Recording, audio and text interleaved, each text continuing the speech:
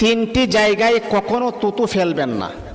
তিনটি জায়গা এমন রয়েছে যেখানে তুতু ফেললে আল্লাহ পাক রব্বুল আলামিন আপনার হায়াতের ভিতরে আমার আল্লাহ অবরকত দান করে দিবেন, আপনি কখনো সফলতা খুঁজে তালাশ করে পাবেন না। এই তিনটি জায়গা কোথায়? এক নাম্বার হচ্ছে নবী করিম সাল্লাল্লাহু আলাইহি ওয়াসাল্লাম বলেছেন পশ্চিম দিকে আমরা তুতু ফেলবো না। এটা হচ্ছে আমাদের জন্য পবিত্র একটি স্থান।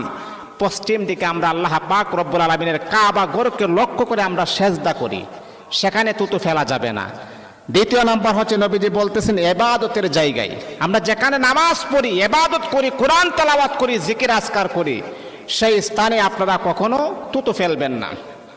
যেমন ধরেন আমরা যখন মসজিদের মাঝে আসি নামাজ পড়ার জন্য, আল্লাহ তাআলার গোলামি করার জন্য আসি, মসজিদের ভিতরে আপনি কখনো তুতু ফেলবেন না, নাপাক কাজটা করবেন না, তাহলে কিন্তু আপনি গরিব হয়ে যাবেন, ভয়ঙ্কর রোগ আপনাকে আক্রান্ত করতে পারে। নবী